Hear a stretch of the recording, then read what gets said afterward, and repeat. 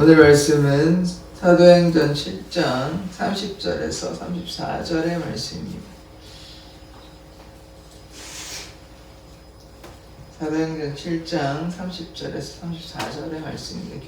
저와 여러분이 교독하도록 하겠습니다. 40년이 참에 천사가 시내산 광야 가시나무 떨기 불꽃 가운데서 그에게 보이거늘 모세가 그 광경을 보고 놀랍게 여겨 알아보려고 가까이 가니 주의 소리가 있어 나는 내 조상의 하나님 즉 아브라함과 이삭과 야곱의 하나님이라 하신데 모세가 무서워 감히 바라보지 못하더라.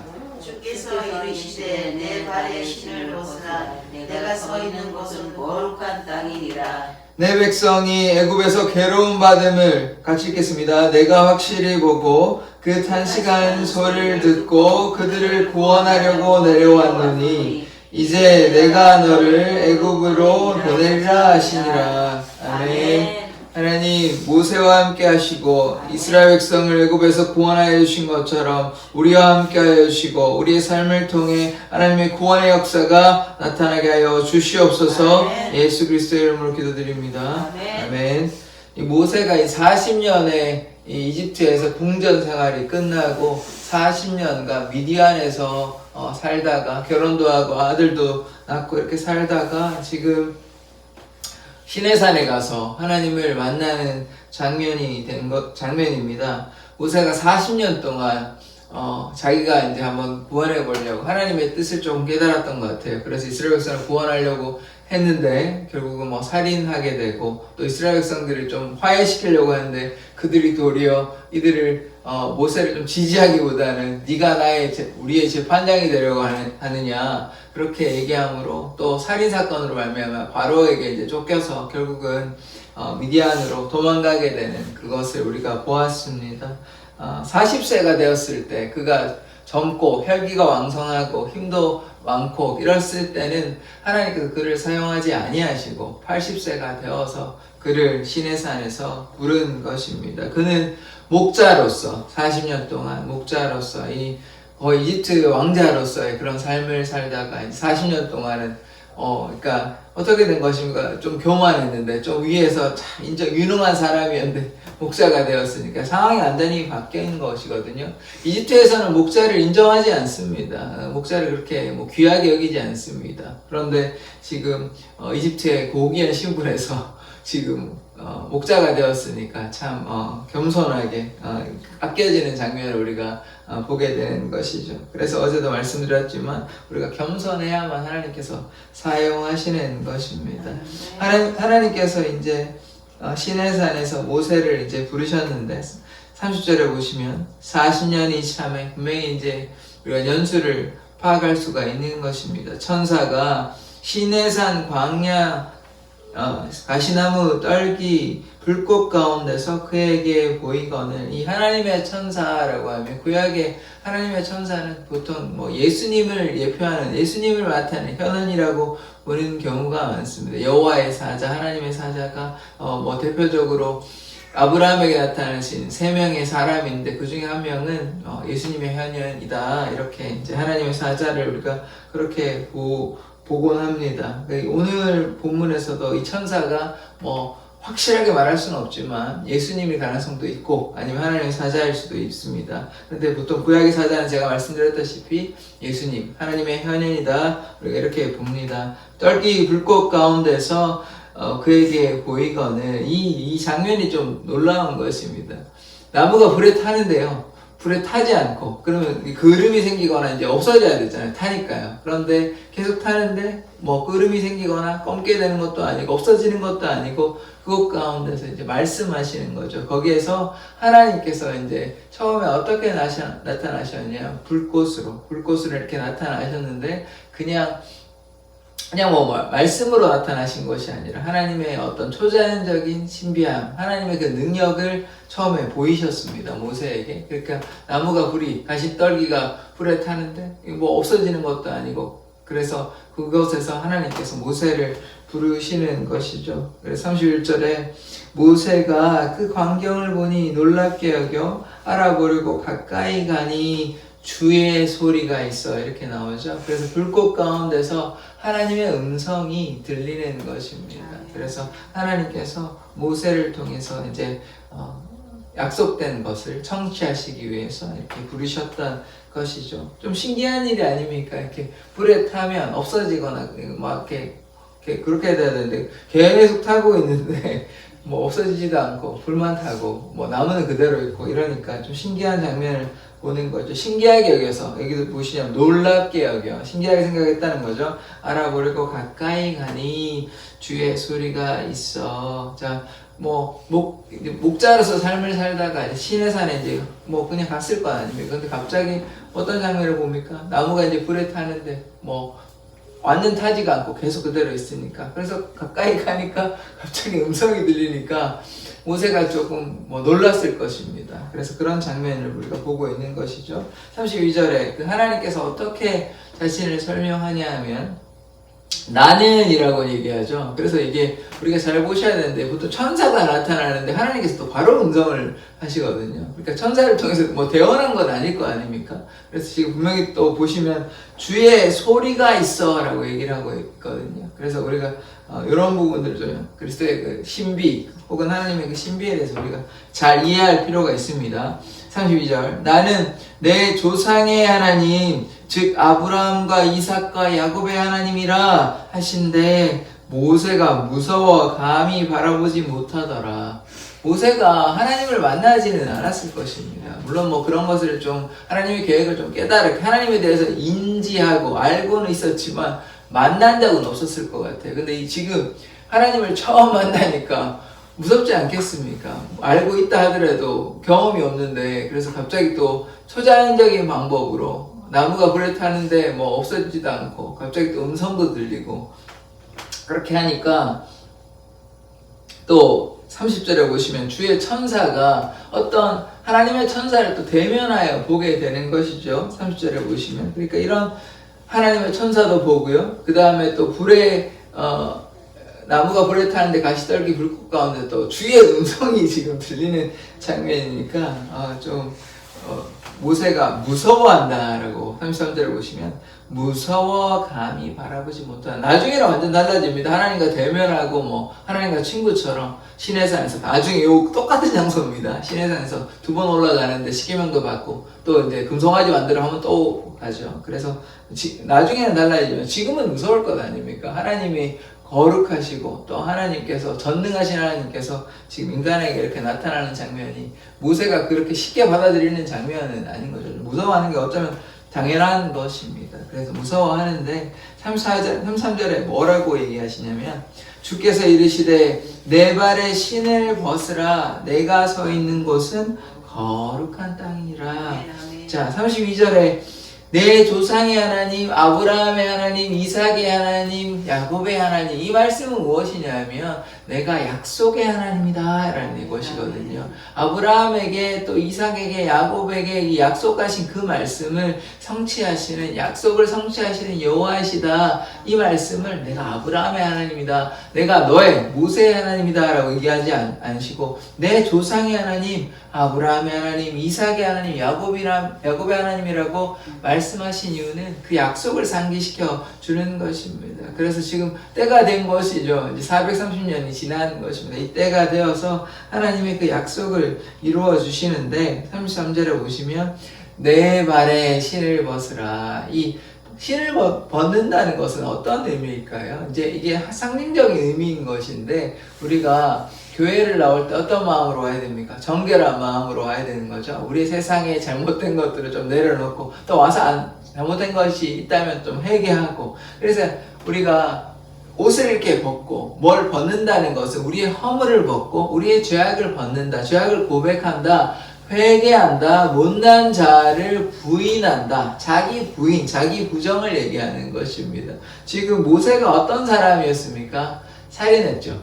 40년 전에 지금 만나기 40년 전에 하나님 만나기 40년 전에 애굽 사람 뭐 선한 뜻이 있었습니다. 뭐 무식하게 하려고 한 건 아니고 이스라엘 백성들을 구하기 위해서 그렇게 애굽에 압제하는 자를 살인하게 된 것이죠. 그런데 그것을 뭐하라 그럽니까? 벗어라. 내 신을 벗어라. 이 신을 벗는다는 것은 자신의 잘못, 자신의 연약함, 자신의 부족함을 내려놓고 누구를 의지하는 것입니까?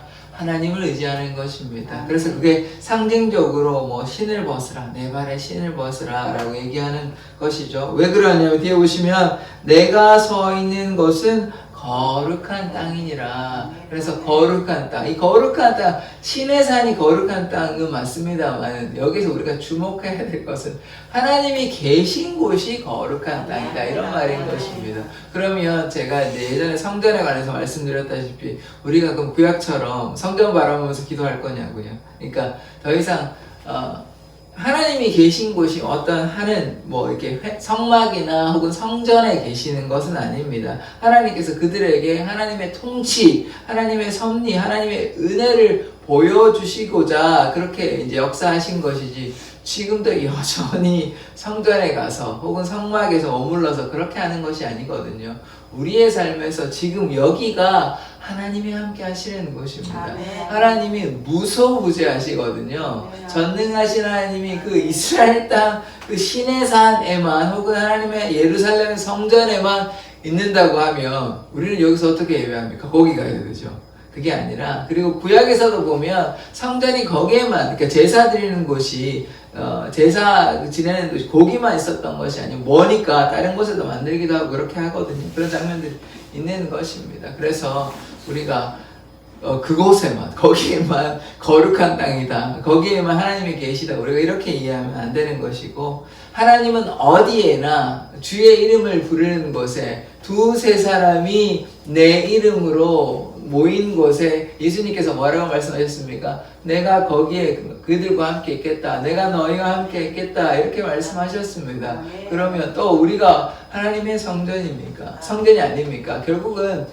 거룩하다라는 것은 이 장소를 가리키는 거예요. 지금 구약에서 관점으로 이해하는 것이 아니라 지금 하나님이 계신 곳, 하나님이 우리 가운데 계시고 우리 삶에 계시고 우리의 몸에 계시고 또한 이 공동체 가운데 또 이 예배당 가운데 계시니까 여기가 거룩한 땅인 것입니다. 그러므로 우리가 하나님께 순종하면 하나님의 그 역사가 나타나고 거룩과 정결이 나타나는 곳, 그곳이 거룩한 땅인 것이죠. 그래서 이 땅을 우리가 시각적으로만 이해해서는 되는 것이 아닙니다. 영적인 땅으로 이해한다면 새 예루살렘, 하나님의 나라, 그리스도의 나라, 그리고 이곳에 우리가 보편적 교회, 우주적 교회라고 제가 말씀을 드렸잖아요. 그 교회 가운데 머무는 이 성도들 한 사람이 모인 공동체가 무엇입니까? 거룩한 땅. 영적인 의미로 그 성도들이 모이는 그 모든 곳이, 움직이는 모든 곳이, 그 지형이 다 뭡니까? 거룩한 땅인 것입니다. 거룩하기 때문에 어떻게 돼야 되죠? 정결해야 되는 것이 아닙니까?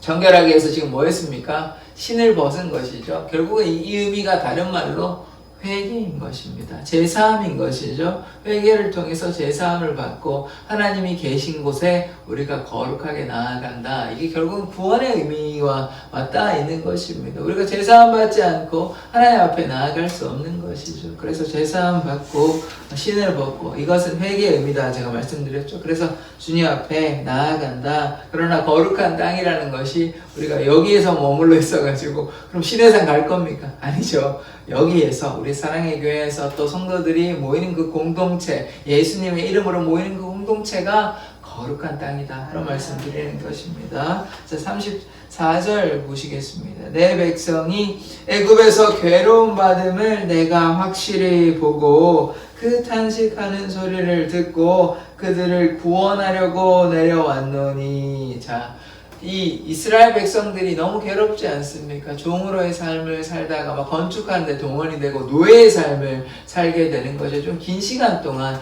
430년 동안 얼마의 시간인지 정확히는 알 수가 없으나 처음에 이제 아브라함을 부르시고 75세 때 부르시고 430년이니까 그 뒤에 뭐 아브라함의 죽음과 이렇게 생각해보면 대략 한 200년에서 300년 가까이, 그 정도는 이제 노예로서의 삶을 살았다고 우리가 이해할 수 있습니다. 아브라함이 한 180 가까이 아마 죽은 걸로 제가 기억을 하는데 115세인가? 그러면 한 100년 지나고 그렇게 빼면 한 200년에 300년 가까이는 노예의 삶을 이스라엘 백성이 살게 된 것입니다. 고통 가운데 지냈죠. 그래서 오늘 뭐 하냐면 하나님께 이제 호소하는 것이죠. 하나님 우리를 좀 구원해 달라고 또 탄식하며 괴로워하는 그런 신음하며 아파하는 그런 장면들을 보는 것입니다. 그러나 그게 하루아침에 된 것이 아니죠. 430년이라는 긴 시간이 있었습니다. 노예로서 고통당하는 시간이 한 200년에서 300년 가까이 그렇게 고난받는 시간이 있었습니다. 그러니까 하나님의 약속이라는 것이 오늘 내가 이렇게 이루어주겠다, 언젠가 이루어주겠다, 이렇게 이루어주겠다 하지만 그 특정한 날짜가 뭐 이렇게 지금 430년이라는 것을 우리가 알 수가 있지만 때로 우리가 모르는 경우가 많이 있는 것이죠.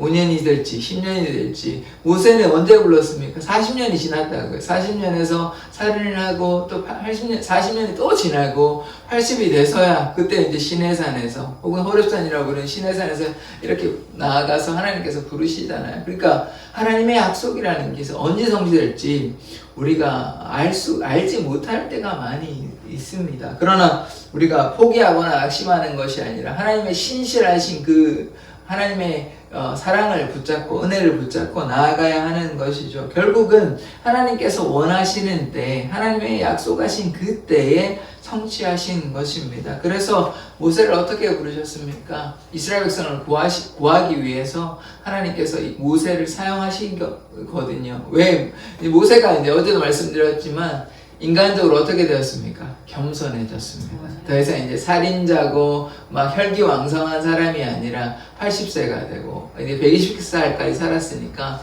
모세가 이제 겸손하여지고 그리고 또 어떻게 얘기합니까? 이제 이 시내산에서 만났을 때 나는 말을 잘 못한다 뭐 이렇게 얘기를 하거든요. 그러니까 자기가 참 연약한 모습들, 겸손한 모습들 이런 모습들을 통해서 이제 누가 일하십니까? 하나님께서 모세가 자기의 생각대로 자기의 판단대로 하는 것이 아니라 하나님께서 일하시는 것입니다. 그래서 우리의 삶에서도 우리의 뜻대로, 우리의 생각대로, 우리의 판단대로 하지 않아야 하는 것입니다. 하나님께서는 이것을 어떻게 바라보실까? 하나님은 우리를 통해서 원하시는 것은 무엇일까? 우리의 삶의 주인이 내가 되어서는 안 됩니다. 그래서 우리가 이렇게 하기 쉬운데 우리가 뭐 기도했고 우리가 또 말씀 읽고 우리가 전도했고 그래서 교회가 부흥되면 우리가 했다라고 뭐 얘기할 수 있습니다. 어떤 일부분에서는. 그러나 진실한 하나님께서 기뻐하시는 고백은 무엇이냐면 하나님께서 하셨습니다. 예수님께서 하셨습니다. 나를 통해 예수님께서 하셨습니다. 저는 그냥 주님의 도구입니다. 라는 게 좀 더 겸손한 표현인 것이죠. 모세가 어제도 말씀을 드렸지만 만약에 40세에 자기의 힘으로 하려고 했다면 이스라엘 백성을 구하지 못하였을 것입니다. 자기의 능력으로 할 수가 없고 또 하나님께서 쓰시려고 해도 지금 모세가 어떤 사람입니까? 40세에서는 혈기가 왕성하고 살인도 하고 뭐 이렇게 되니까 하나님께 쓰시기 위한 귀한 도구가 됩니까? 안 되죠. 안 되는 것입니다. 그래서 40년 동안 미디안에서 목자로서의 삶을 살게 되므로 그가 하나님께서 쓰시기에 적합한 도구가 되는 것이죠. 그래서 우리가 하나님께 순종하지 아니하면, 우리가 겸손하지 아니하면 하나님께서 우리를 쓰시겠습니까? 쓰지 못하십니다. 우리가 하나님의 뜻에 순종하고 겸손할 때 하나님께서 우리를 사용하시는 것입니다. 그래서 모세의 삶을 통해서 우리가 또한 깨달아야 되는 것은 하나님의 약속하신 때가 있는데 그 때를 기다려야 되고 또한 그 사람이 하나님께서 사용하시는 그 사람이 겸손하지 아니하면 하나님께 순종하지 아니하면 하나님께서 그 사람을 쓸 수 없다. 그래서 우리도 마찬가지로 우리가 교회를 다닌다는 말은 우리가 예수님을 믿는다는 말은 하나님께 뭐 해야 된다는 것입니까? 겸손하게 순종한다는 말인 것입니다. 겸손하게 순종하지 않으면 우리의 삶을 통해 하나님의 역사가 나타나지 않는 것입니다. 모세를 통해서 우리가 볼 수 있는 것은 우리가 하나님께 겸손히 순종할 때에 하나님께서 그래서 모세가 80이 되어서 그렇게 하나님께서 그를 부르신 것이죠. 그래서 우리가 뭐 해야 됩니까? 우리의 못난 자, 우리의 신을 벗어야 하는 것입니다. 우리의 못난 자를 내려놓고 주님께 순종의 삶을 살아야 하는 것입니다. 그러하면 우리를 통해서 하나님의 역사를 나타내는 것입니다. 모세를 통하여 이스라엘 백성을 구하여 내신 것처럼 이제 천 땅 가운데 우리의 주위의 이웃들 가운데 신음하고 괴로워하는 영혼들이 있지 않습니까? 우리를 통해서 우리가 못난 자를 내려놓고 우리의 신을 벗고 주님 앞에 나아가니까 우리를 통해 우리가 이제 겸손히 온유하게 주님 앞에 나아갈 때 우리를 통해 하나님의 역사가 하나님의 그 구원의 역사가 나타나는 것입니다. 그래서 믿지 않은 영혼들이 지금 우리가 사랑의 교회에 다시 이제 예배를 회복하고 또 새벽 기도를 하니까 어떤 역사가 나타납니까? 믿지 않은 영혼들이 오게 된 것 아닙니까?